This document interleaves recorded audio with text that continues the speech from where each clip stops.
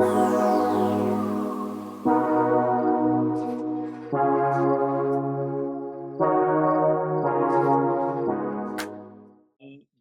title of today's, I was about to say talk, but I think it's going to be more an event, is Choosing Canada, Why Italians Are Choosing to Move to Canada in the 21st Century. And it's kind of fitting in the theme that Gina gave me, or the biographical note that Gina gave us, that you can also find on the website, is in fact starts with her parents who chose to move to Canada. Gina Valle's parents were born in a small town in Calabria. Before they were 25 years of age, Domenico and Giuseppa moved to Canada and built a new life. Gina understood the responsibility that came with that decision. After completing her PhD at OISE, here at the very own University of Toronto, Gina went on to found Diversity Matters, where she focuses on making Canada a more equitable society for all. She's a writer, producer, editor, director, and educator. She's a board member of the Privy Council appointment, the Canadian Race Relations Foundation, and the Advisory Council of OMNI-TV. She is a director at Villa Charities, where she's chair of culture. In 2023-2024, as mentioned, Dr. Valle was a Goggia Fellow at the University of Toronto. In 2024, she launched her book, Echoes of Growing Up Italian. In recognition of her work in diversity, Gina is a recipient of the Ordine al Merito and the Queen Diamond and Platinum Jubilee medals from the federal government. Domenico and Giuseppa's legacies live on in Gina and in Gina's children. So please join me to welcome Gina. And thank you, Professor. Thank you. Thank you, Professor Sonili, and thank you to the Iacobucci Center for the invitation to be here.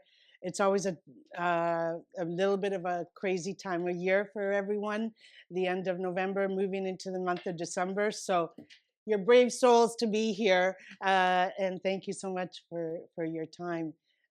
It's a crazy world out there, so hopefully for the next hour or two, we can just sit back, relax, and share some findings of the research that I conducted this past year, thanks to the fellowship that I was able to, that I worked under in order to collect the research. So just so everyone knows, today's session is being live streamed. It will be available on the Iacobucci Center YouTube channel. And today we're going to depart a little, even though my training is in academia, we're going to depart a little bit from a lecture style, and we're going to make it somewhat interactive. So I'll be asking for some of you to do a very short reading. My son Alessandro, who is here, will pass around the microphone. If you prefer to come up, then you will, I think at the end, and you're okay with being filmed, that is fine. If you prefer if you feel that you need to be filmed, would like to be filmed, and you're okay with it, but also we might need to get a permission form. But I think the easiest thing is that we pass the microphone to you, and then you speak clearly and loudly and slowly, and then we can proceed with the feedback of what we're hearing. So that's me. So this research and the collection of these stories is part of the Emilio Goggio Chair of Italian Studies at the University of Toronto. All of the research and all of the stories are featured in Transformations Canada. It's a project that critically looks at over 130 years of Italian immigration to Canada. For this research in particular, I worked on 6 stories. So I worked on a story from Saskatchewan at the turn of the century in the 1900s, Italian immigration to Saskatchewan. That was one of the stories. I went far and wide because a lot of people know about our lives here in Toronto, in the Greater Toronto area, Montreal, Ottawa, Vancouver. But how about communities outside of large urban centers? What was their experience about being Italian in Canada? So that was one of the stories featured in Transformations Canada. Another one is St. John's, Newfoundland. there are Italians in St. John's, Newfoundland.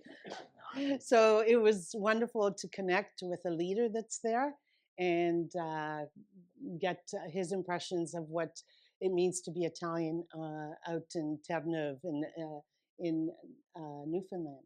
And then what we'll be focusing on in the next 45 minutes is highlighting Italian immigration to Canada. And all of these people that I spoke to have been in Canada over 10 years and under 20 years. Now, I was very particular about that because, as we know, for any of us that have immigrated, that the period of transition really solidifies and starts to feel a little bit more normal after 10 years. There are a lot of changes that take place within those first 10 years. After 10 years, it's like, okay, maybe this is home. But under 20 years. So actually, most of them are within that time frame in the 21st century.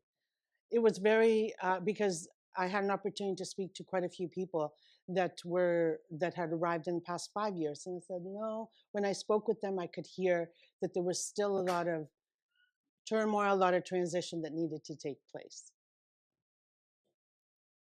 Oh, sorry. Oh, sorry. Okay, so overview. Italians settled in Canada as we know, prior to World War I, and just as many, like my parents, after World War II. Although we are seeing Italian immigration to Canada in much smaller numbers, why are Italians nonetheless choosing to make Canada their new home? And okay, so I already explained about the Italians that that I interviewed were here for more than 10 years. These are the things we're going to be looking at. Before immigrating to Canada, the first years in Canada, from 2005 onwards, Canada is seen through the eyes of Italians, being Italian in Canada, being an immigrant in Canada. How did they feel about being an immigrant in Canada? Those were two separate topics that came up. Italy versus Canada, diversity in Canada, and our final reflections. So what I've done here is I went through all the interviews and I parceled it out according to themes. No human being should be put in a box that this is the theme and this is how their impressions or their feelings were. But for the purpose of today's talk, that is what I've done, but there's a lot of overlap, of course, as human beings when we're experiencing different kinds of emotions. So what we're going to be doing next, before immigrating to Canada. So what I've done, and I hope I can solicit your support, I have pulled impressions of some of what these people have said, and you'll be listening to them. And then once you hear it, then we'll get a chance to perhaps discuss it. There is a Q&A at 5 o'clock to 5:15 from my understanding. And so from 5 to 5:15, it's a formal Q&A, but my style is really all questions are fabulous questions, and I welcome them along the way. So then that means if the conversation goes to 5:15, but we've addressed some of your questions, that is a good thing. So we'll start with before immigrating to Canada. So, John, can I get you to read this passage? You can tell I've known John for a while. Before immigrating to Canada, I felt that living in Italy was stagnant due to a lack of opportunities and a certain regressive way of thinking. Aesthetically speaking, Italy is a very beautiful country, but it has a lagging economy with precarious employment for many young workers. Opportunities are limited. This creates a general discontent felt by the younger generation. Fabrizio. Thank you. Anything new there? Have we heard that before? Thank you, Alison. Could everyone hear that in the back? Could you hear, Jenna? You could all hear? Okay. And thank you, John, because of the recording on live stream. So yes, we'll get another impression before immigrating to Canada. Maybe I'll get you, Happy, to. Thank you. Before emigrating to Canada, why I am now in Canada is a strange story. Canada rained on my brain. I have recently been reading Pinocchio to my children, and I found this expression that I had not heard for a long time, an idea that rained into someone's brain. Well, Canada rained on my brain. I don't know where it came from, this rain. It hit me on the head, and at a certain point I said, I'm going to Canada. Life often chooses for us and not the other way around. Daniele. Thank you. Thank you, Happy. So quite different, right? One person, one Italian chooses because they felt that perhaps they couldn't see as much of a future for themselves in Italy than they had anticipated. And another one sort of said, you know what? It rained on my brain. I'm going to Canada. And I purposely chose that citation because I loved that the way he explained it, that this image of Canada came to him in his understanding, and then the adventures began. So with both of these people, they did not speak English prior to coming to Canada. It was kind of interesting. That was not an issue that came up in those interviews. The language was not less of an issue, partially maybe because they would have access to English language programs. See, Gina, just first of all, let me thank you. But an observation before continuing. Yeah. Do you not think, or perhaps you can explain to me as to why you chose to do it this way? Before doing the readings, do you not think it would have been or could have been better to qualify the subject in the reading in terms of place of origin in Italy, the time when that statement was released, and the age of the subject, and then to proceed with definitions of immigrant and or anything else. Yeah. As to that, when that occurred. Okay, so I'm just thank you. In the sort of the theoretical paradigms of these subjects. That's right, and academia requires us to be very thorough in our research. No. So no. But what I'm saying is the stories that were written, we do cover all of that. I was concerned about the 45-minute time frame to cover 4 very rich narratives from people. Two of the people that I interviewed were gentlemen. The other 2 were women. Regrettably, I'm going to say they were all from northern Italy. I had found participants who I could interview from southern Italy. I felt that would also add another dimension to the research if the people that I was researching were from southern Italy. On the first round, that being this round, they were all from northern Italy. They've all arrived within 2005, 2010, 2012, it all depends. 2 live in Toronto. 1 lived in Ottawa and has recently, in the last few years, moved to Montreal. So do you feel that that's a little bit more information? John and then Bruno? It probably isn't, but I would add that my cousin's son came from Sicily about 3 or 4 years ago, and for the same reasons of the person that I read. He was educated, but he didn't like what was going on there, and he didn't think there was any potential for economic growth. So even though he came from Sicily, it was the same as a Northern. Yes, because the gentleman the quote that you read, he's just from outside of Rome. So it was Roman further and Northern Italians. Yeah. So but that economic reality exists throughout Italy. Yeah, Bruno. Thank you, John. Bruno. Oh, I thought your hand went up again. No. No. You said that. You said what else? I mean, I would also add the level of education. Oh, all of them were university educated. Okay. Yeah. Yes, all of them, and one of them completed a PhD in environmental engineering, but the rest completed undergrad. Yeah. So Paul was an engineer. Paul, my cousin's son, see. engineering. Also Okay, so your cousins, your university degree. yeah. So all of these people are educated, right? So, and let's face it, there are Italians who have chosen to go to many countries, and not just Canada's. But for the purpose of this research, we focused on Canada, and I felt so.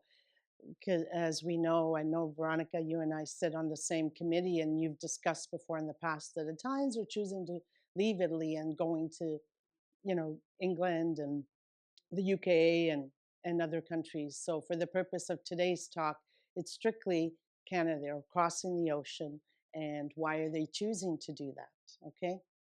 So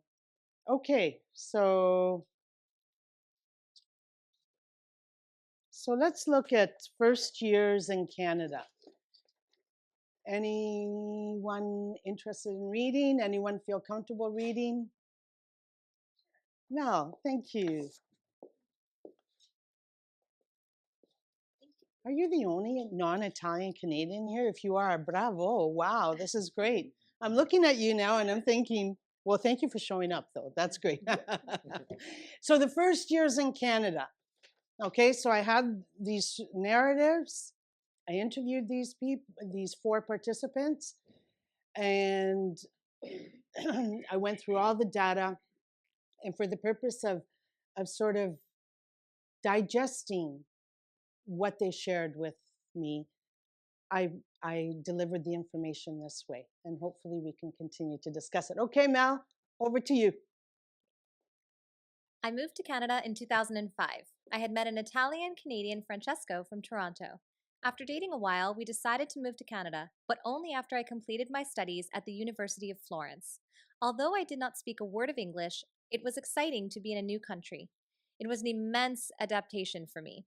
Francesco's family was Italian-Canadian, but originally from southern Italy. Although we were from the same country, their culture and habits were quite foreign to me. For example, I had a difficult time understanding their dialect. They were traditional in their outlook, and I am not sure what was more foreign to me at the time, being in Canada or being with a family where we shared the same Italian passport. Nevertheless, their lifestyle was quite different. My way of being Italian and their way of being Italian was foreign to me. Yeah, quite interesting how we have a choir out there. Yeah, for live stream. Yeah, that's right. So interesting how Caterina marries Francesco. They came to Canada for love, and they settle, and she's not quite sure how to come to terms with the fact that Francesco and his family have an Italian passport. She has an Italian passport, but there's not the disconnect that she had assumed would be the case. So those were some of the first impressions of the first few years in Canada. So any comments on that? Anything that comes to mind? And everyone can hear in the back. Yes, that's great. Okay, so we have another citation about the first. Bruno, I'm going to let you take this. Are you okay with it? See. First years in Canada. You can give that to Bruno. Thank you. My first years in Canada were difficult. I spent time with people from all over the world. My friends were other immigrants, and that was great. However, by the time their visas would expire, I would circle back to find a new group of friends. I felt connected to these immigrants more than with people born in Toronto, because we were going through the same experiences and we felt understood while supporting each other. Generally speaking, what I found was that the less opinionated you are with quote-unquote Canadians, the more likely you are of being accepted. Canadians also tend to be rather apologetic. One of the first expressions I learned in Canada was sorry. And the subject is Fabrizio. Thank you. So I think most of us would agree that in order to dialogue nicely, politely with Canadians, that we tend to be apologetic. Well, this is what this gentleman said, and that it's true that we often say sorry. So in any event, those were just all four of them have their own interpretations of the first few years. But as I said, I pulled. Okay. Canada is seen through the eyes of Italians. Sandy, are you okay? Yeah, thank you. Thank you, Sandy. Thank you. Yeah, and it's nice to, yeah, and it's. Initially, my impressions of Canada were that it was cold, distant, quiet, dormant. Canada was small within its geographic vastness. People seemed very comfortable, almost lethargic. When I arrived in Canada in 2012, I remember thinking that I did not like the absence of the piazza in Toronto, and how certain streets went from west to east in a straight line, while other streets went from north to south to complete a grid pattern. Something else I noticed about Toronto was that there seemed to be a lot of older immigrant folks, silently sitting on their porches. So many of them. This was not something I did not like, but rather it was something that left an impression on me. I found it poetically sad.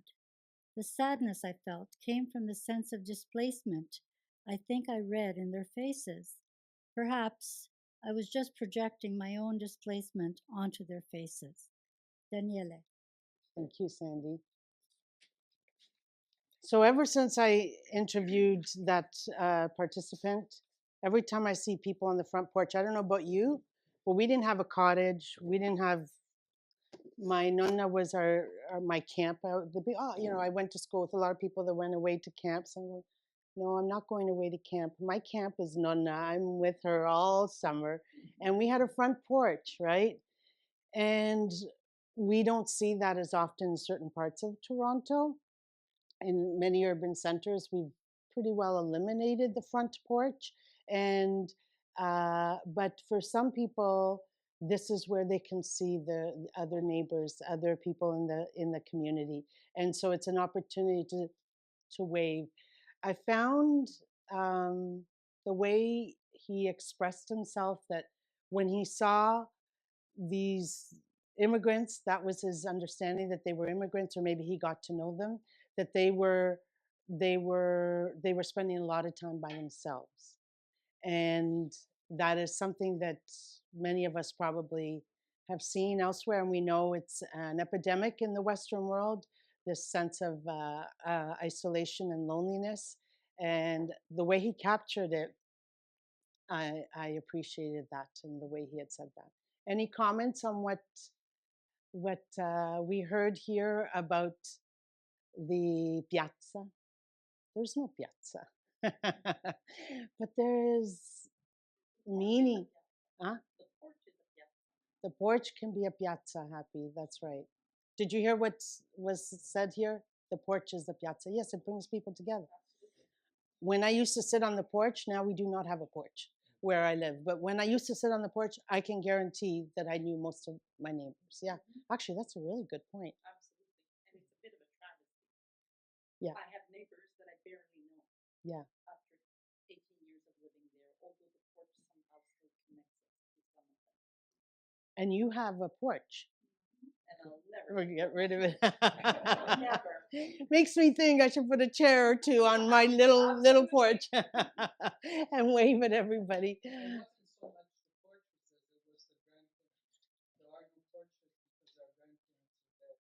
and life goes on, and communities change. So I still have a porch, but it has some grandma. So it's not a concept. Yes. It's a porch. Yes, and happy, I think you're saying is it used to be a piazza, our makeshift notion of a piazza. Is that It translated, Yeah, absolutely. at that Still time? does to some extent because Mm-hmm. we don't have the same here, Yeah, right? in this day and age. Yeah, yeah. Bruno. Oh, okay. I thought you were waving. Yes, sir. What is your name? Alessio. Paradoxically, I find that there's several even though they're smaller communities, the people who live there are much closer to one another. Mm. This friend of mine has got a house in Bangkok, and it's incredible because every time I go and I step out of the house, I'm greeted by people. In Toronto, there's this sense it's become such a place where people can trust one another. Mm. Where stepping out on the streets and say hi to someone could result in bigger consequences or like bad situations. Therefore, people have lost this sense of trust in one another. But I guess the further you go from Toronto, the more you find that. Yeah. So it's a very individual, I guess, that applies to different parts of Ontario, but a bit different rules, I guess. Yes, Alessio, I agree with you. And I think that what many of us might be feeling might be that big city feeling. And as soon as we leave the big city, that there's more opportunity to connect. Yes, thank you, Alessio. Now, I want to make sure, Daniele, that you were able to capture Happy and Gianna and Alessio's comments. Okay, only. Okay, so we're going to make sure when you have a question that Alessandro brings the mic to you, because all the people that are live streaming, we want to make sure that they can hear what you have to say as well.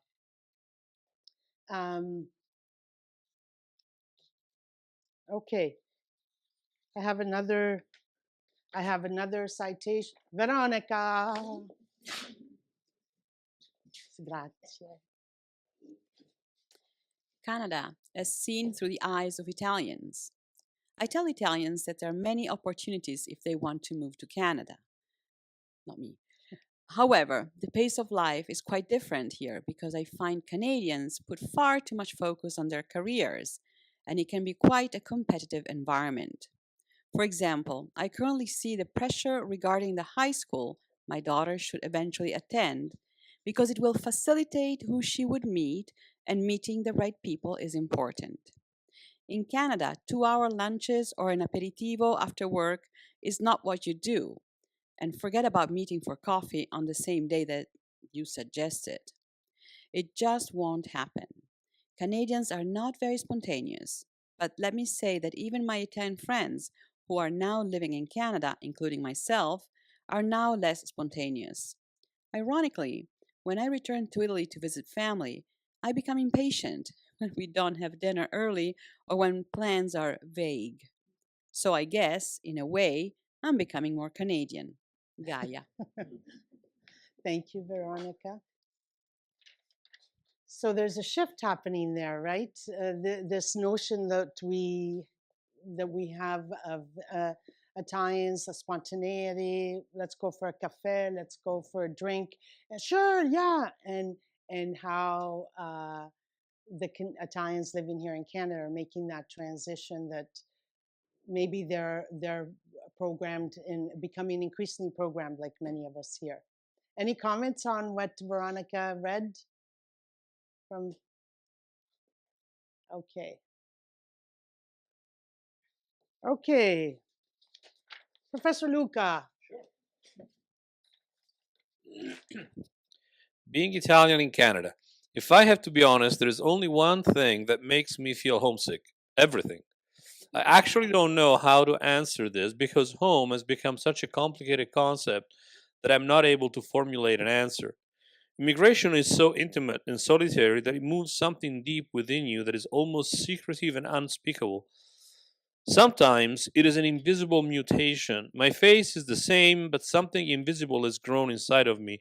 My friends who knew me before I left Italy have frozen in their brain and heart an image of me locked in time. However, my deepest internal changes are invisible to them. And this is Daniele. Yeah, yeah. It's so we change inside, but the face on the outside, we still look like we're the same person. Thank you, Professor Samili. Thank you, David. Oh no, you're the other one that's not Italian Canadian. You and Mel. Yeah.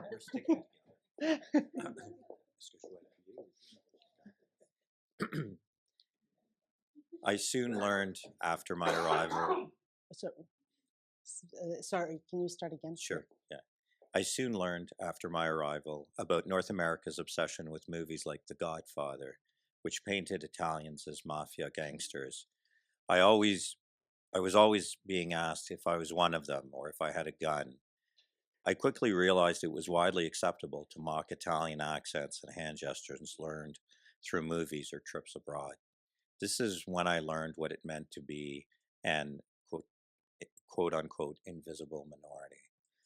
Despite this reality, I believe that Italian immigrants have it easy compared to other ethnicities. Canada may be diverse, but I believe that there is still a way to go to truly value the many cultures that are here in Canada. Fabrizio. Thank you, David. So yes, they are an invisible minority, and these are terms that are being thrown around quite a bit. When 51% of Torontonians were born outside of the country, and the 5 immigrant receiving countries that in Canada are from India, China, Philippines, Nigeria, and the Pakistan. Those are visible minorities, and then what ends up happening is they're the visible minorities, and there's a flip, right? That now that minority, that whole notion of minority. But interesting how this participant, regardless of all of the derogatory stereotypes about Italians that he had to face, that he felt that his adaptation as a minority, as an immigrant, was more manageable than other immigrants, because he worked with many when he first arrived in Canada. Any feedback? Okay, we'll continue. So, okay, a bit of an extension. Alessandro, you're going to read that? No, I had a question. Oh, go ahead. So, what does being what does it mean, the being an invisible minority? Because you could also argue that the Italian community is not an invisible minority. Just for example, all the Italian community centers, the Italian restaurants, people know a lot more about the Italian culture than, let's say, other cultures or non-Canadian culture. So is invisible minority strictly in terms of the color of their skin? Initially, that was how it was differentiated. Yeah, that is the identifiable feature, is the color of someone's skin. Yeah, yeah, and that's changing in the GTA, as we know. Yeah. So, good question. Thank you. So, so being an immigrant in Canada. Takers? Alessio? Thank you. As long as you did speak nicely before, just with the microphone. Thank you, Alessio. Food is very interesting, innovative, and variable in Canada. And coffee is better than you would expect. If there is someone I can engage with intellectually, I tell them that there is no Canada per se, but there are as many Canadas as there are inhabitants. If someone wants to make Canada their home, it depends on what their goals are. If they want to have an aperitif life, in other words, live a carefree life sipping Aperol Spritz on a beach in Italy, then they should just stay in Italy. If they want to blow up their lives and flourish into a new form of themselves, or if they want to work, or are ready to question their knowledge, relearn things, choose a less round and a little more square kind of life, then by all means choose Canada. Round is a smooth, pleasing and gentle shape, but often purposeless. Square is firm, organized, and orderly. For an Italian spirit, round is the inclination, like the round hills of Tuscany. Square is an aspiration, difficult to reach and most always rational, much like the squared grid pattern created by Toronto streets. Daniela. Yeah. Round is, that's quite, thank you, Alessio. It's quite something. The metaphor that's used here about the life of Italians, it's very circular, very round. There's, I mean, his interpretation, it's not square, it's not focus, it's not moving forward in the direction of moving forward like it is in Canada. Because my question to him is, what are your impressions about living in Italy vis-a-vis living in Canada? And what do you remember of your life there and now your life here in the last 15 years or so? So any comments on what we just heard? See. Yeah. Yeah, yeah. Just so people can hear on live stream. Yeah. Was it a deliberate choice on your part to keep on using the term immigrant throughout? Now, after I don't know how many declarations we've heard. Yeah. But you're still qualifying them as immigrants in the traditional sense of the word, unless we clearly identify the changing nature of how we associated immigrants with the traditional set of or steps of the immigrant journey and the difficulty. These people, especially with the latest two, with the use of metaphors, is they're clearly educated. So why have you chosen to still use the term immigrant and not expat or opportunity seekers in movement of capital throughout any industrialized nation? Right. Okay. Thank you, Bruno, for your question. My questions were very open-ended. I had about 20 questions. Some and if the word immigrant came up, it is their choice that it came up. It was not in my questions. Now, what I would say is, in order to categorize this for a talk this afternoon, I needed to group according to certain themes. So if they consider themselves expat, that adjective was never in their discourse in the interviews.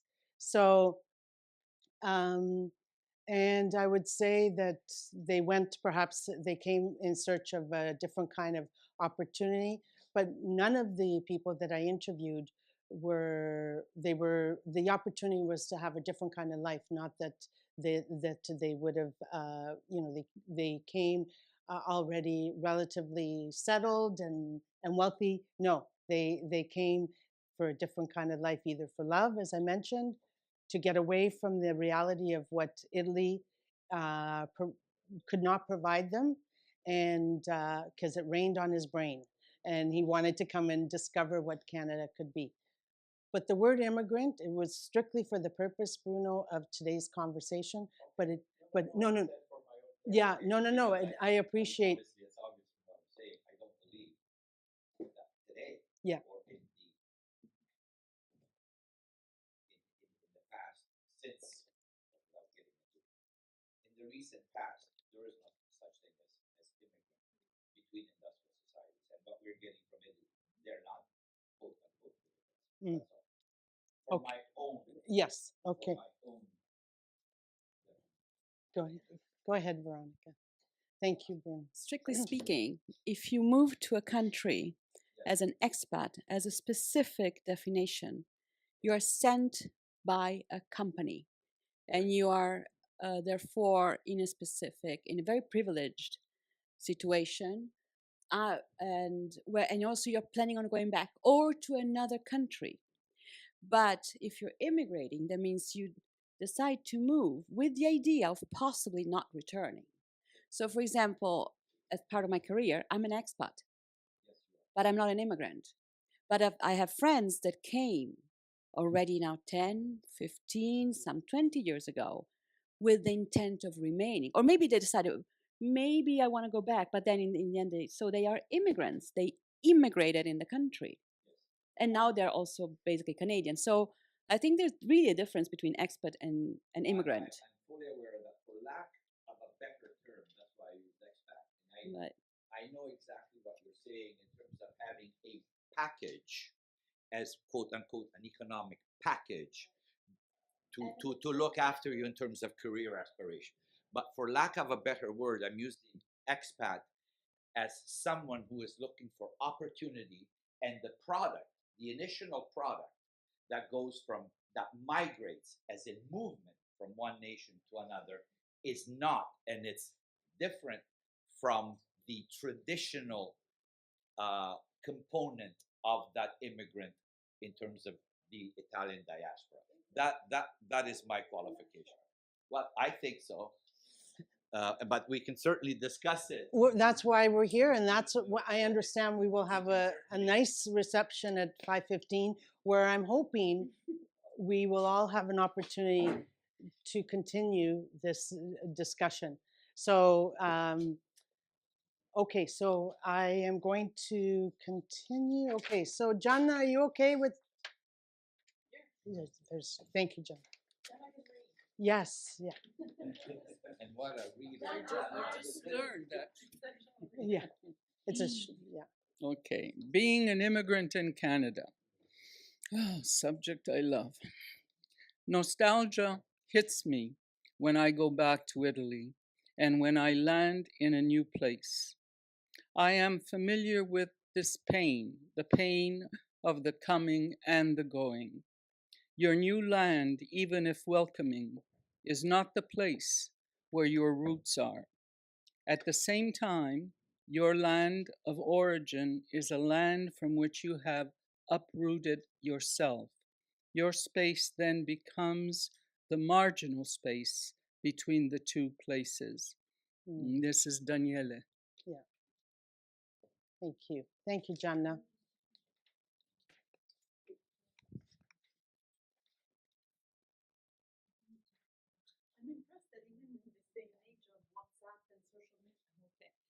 Sorry for No, no, jumping no. in just like that. No. Even in this day and age of WhatsApp and social media, where you no longer have to make brief phone calls because they cost $20 to talk 5 minutes, that pain is still so present and so poignant, Gianna. I thought it came across, wow, still today. Only Still like today. 10 years ago, you can still feel that the way it was felt 30 years ago, 40 years ago, 50 years ago. Yeah. Thank you. Happy I agree. Italy versus Canada. We just have a few more citations before we have final reflections and Q&A.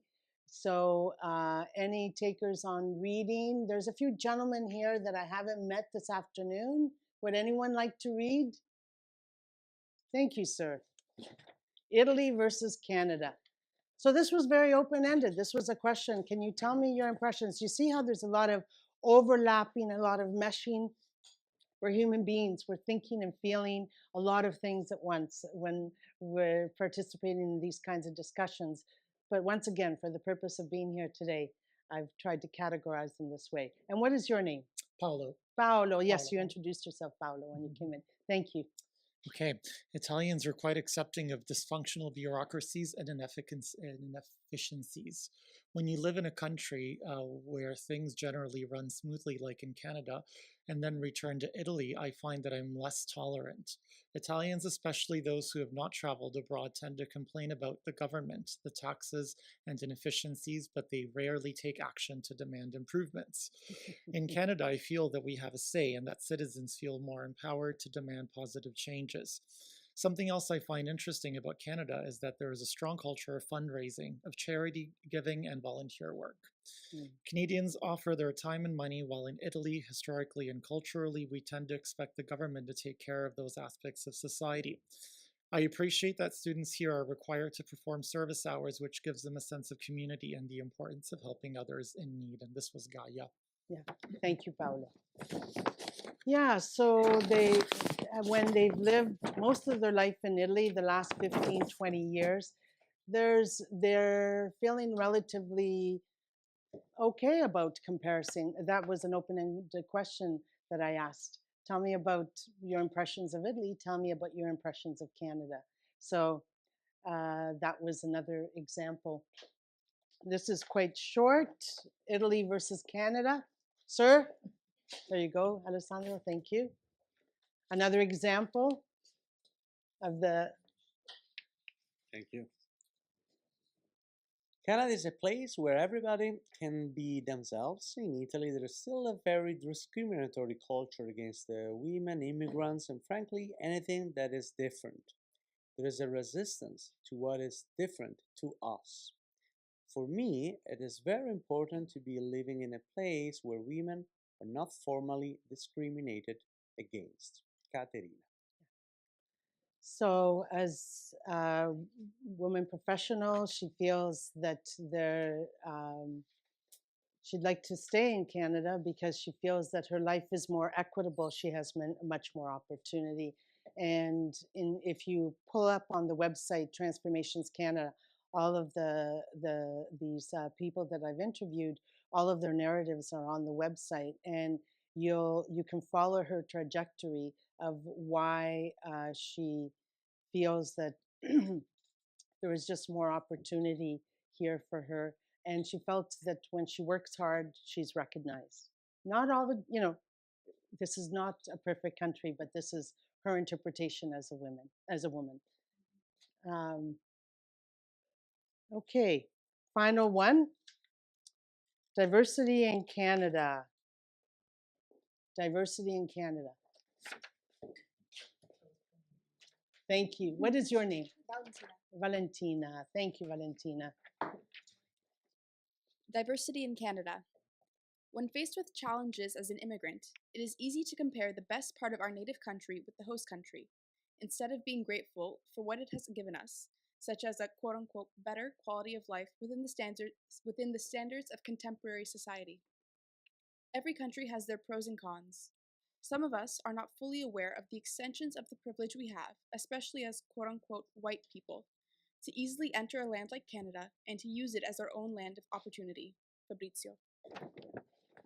So it's an extension of what was said about the invisible minority. And it's a land of opportunity, the brave new world, right? Thank you. Thank you, Valentina. And last one before we have final reflections. Any takers? Are you okay? What is your name? Olivia. Thank you, Olivia. Thank you. I did not know about Toronto's multiculturalism before I arrived. Or better said, I didn't really understand the dimensions of Toronto's multiculturalism before I got here. I had heard about it, but I did not understand it. When I lived it, I understood its dimension and was impressed when hearing Prime Minister Trudeau call Canada the first post-national site in the world. Daniele. Yeah. So thank you. Thank you, Olivia. So those are just some ideas about their impressions about diversity in Canada, right?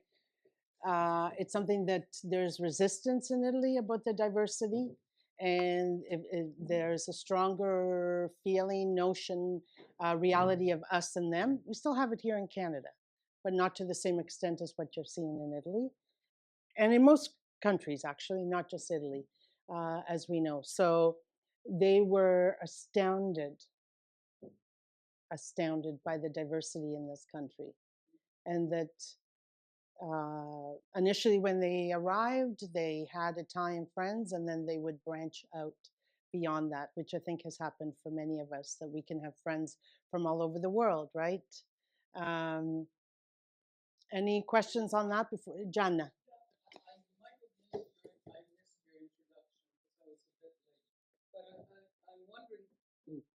Thank you. I got a loud voice. You can hear me without this. I was wondering, who were these? Were these students that you interviewed? Oh, yeah. These people, Yeah, yes. so they're all, they've all arrived within the last 15, 20 years. They're all university educated, 2 men, 2 women. They're all from northern Italy. None, I was not able to identify people from southern Italy, although I did, and I wasn't able to continue the research, but hopefully, who knows, maybe their impressions might be different than the ones from northern Italy, but they're all university educated. So you put out a call for people to, or I mean, I was thinking you went to a university and got a classroom full of people and said, okay, let me interview you. It was really, I actually have to say quite a few people declined. Quite a few Italians declined. I'm not surprised. Neither am I. It comes through on the narratives. Right. Okay. That they declined. They did not want to be part of, maybe, I don't know. Anyway, they, but it was through word of mouth. I'm interviewing. Do you know anyone? I'm interviewing. I'm looking for research subjects, participants for this research.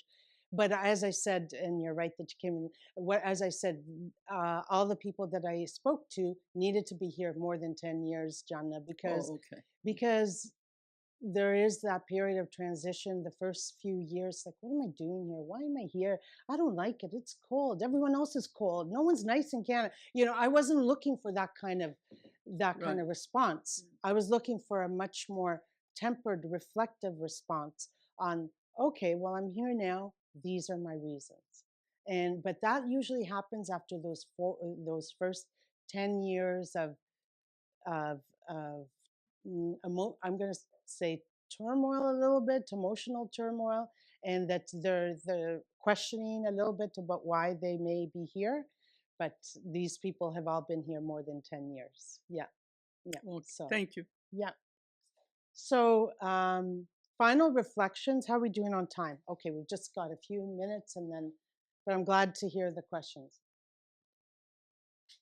I miss Italy for certain things.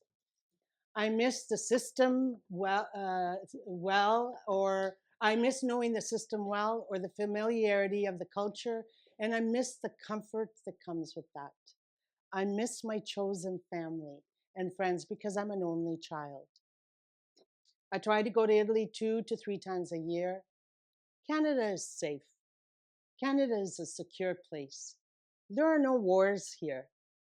For professional Italians, many see Canada as an ideal place for these reasons. The average Italian does not know much about Canada. This is her understanding. Unless they have a particular connection to the country.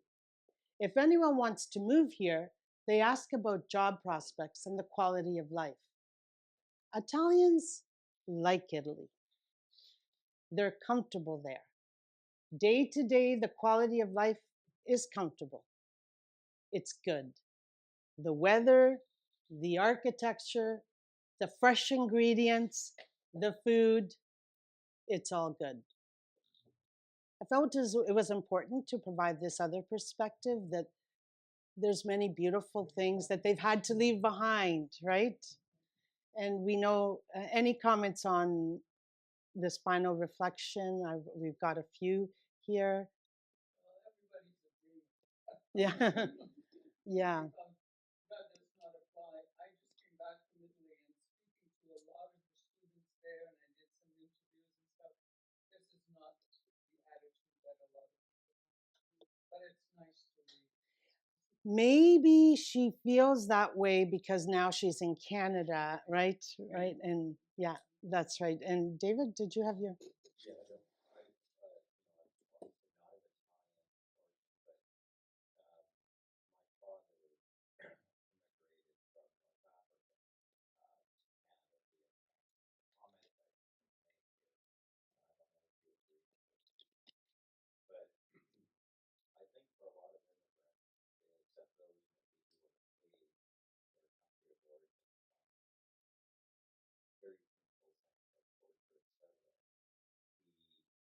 ideal country, at least this is what my father would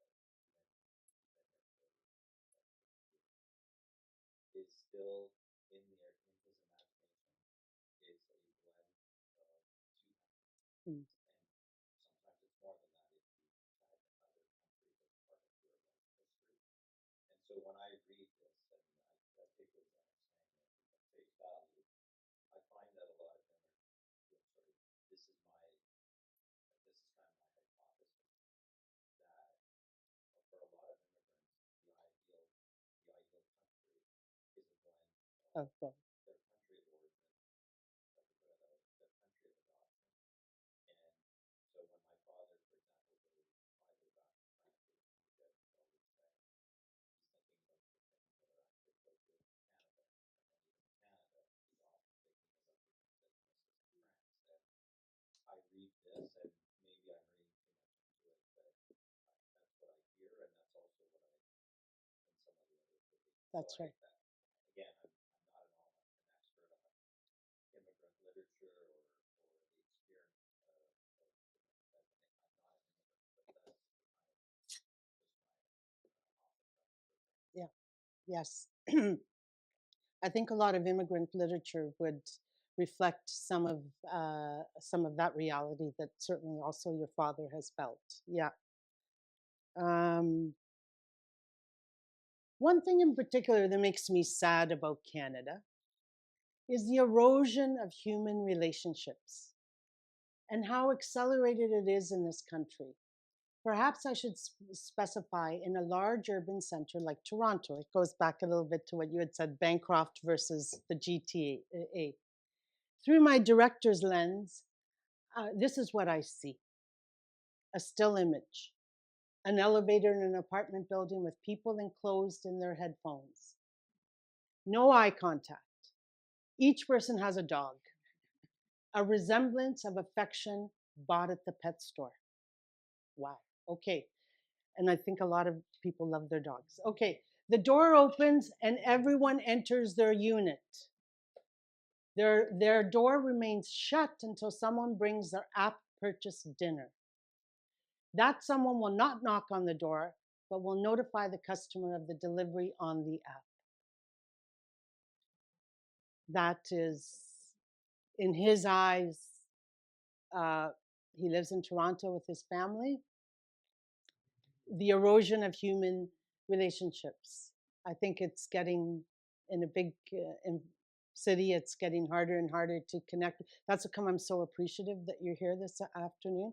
Thank you so much for making the time to be with us and to connect on a number of different levels and around ideas. It's always refreshing, and which is great. I can be who I am in Canada. That is my experience. The social pressure to fit in a socially accepted box is not as prevalent in Canada. I am nostalgic for Italy, but I am not sure if that is enough for me to go back permanently. Canada offers you a place to live where you are paid fairly for your work, where there's less social discrimination, and it is a more open society. And I'll share the last final reflection because it's 5:15, right? And we need to move on. Okay, I wanted to leave you with this image. For me, emigrating was worth the effort, even if there isn't the architectural beauty, the art history. There is breathtaking beauty in Canadian nature, in the Rockies, for example, and the vast ocean coastlines. The food may not always be fresh, but the different cultural cuisines make up for it. Personally, for me, the Canadian Rockies are equivalent to the Sistine Chapel. Wow. Okay, it's just a different kind of extraordinarily unimaginable beauty. I wanted to leave you with that thought, that they are, thank you. Thank you. So it is breathtaking after all. Canada. No, yeah, but I'm saying there it says first, even in the art history, Yes. beauty in Canadian nature in the Rockies. I couldn't Even believe. if it isn't the architectural beauty, but it's still beauty. Yes. As And long as you own it, then it's yours. And it's beautiful. the rock, I just, when I interviewed her and she said, the Rockies, and she sort of looks, she goes, the Rockies are like the Sistine Chapel, and then I actually had to make sure it was still recording because I appreciated her saying that. Not because I'm Canadian, but anyone that has seen the Rockies, it's hard to compare it with other places in the world, personally myself. And so it's unimaginably beautiful. The Sistine Chapel and the Rockies. Okay, final comment? No. This is perfect for what I wonder if a traditional, I hate to use that word, but an immigrant, a post-World War II immigrant from rural Italy would have known the Sistine Chapel and the Canadian Rockies enough in order to come up with these analogs. That was my point. Yes, and my point is the reason why I did this research is because the life that my parents led as for a Second World War, post-Second World War immigrants had to be different than what was happening now. And I wanted to understand better what those differences were instead of me imagining that those differences existed. My parents barely finished elementary school. Yes, all of us are here in a university setting. If they were here, they'd be horribly uncomfortable. Not that that is something that they should be feeling that comfortable, but it's so out of their personal point of reference. So the reason why I did this research is what is happening with Italians that are choosing to come here or leave Italy, and how are they feeling about those choices they've made? And yes, they have the disposable income to go to the Rockies, and because, as I said to you, these people live in Northern Italy, to appreciate the Sistine Chapel. We know this. Post-war immigrants, they didn't necessarily read books. They didn't have the education or access to books. It was always labor intensive. It was always to make a mark, not necessarily in Canada, but for their families. And so that is how, so I'm glad you raised it, but that is the real reason why I chose to do this research, is because I wanted to understand. It's like the first quote you heard. Same passports from Italy, but their impressions and their understanding of it is quite different when she married someone from Southern Italy. So I'm afraid we need to go, right? We can continue the conversation downstairs with we have a small reception downstairs, so Yeah. we can certainly continue the conversation there. Yes, thank you, Alessio. I saw your hand, but can I take Alessio's question and then we're off? Alessio. Oh. Okay, go ahead, Alessio. There's just a saying in Italy that goes, give to Caesar what belongs to Caesar. I think that Italians struggle with self-criticism, meaning that what's beautiful in our country is the culture, the food, the fashion aspect.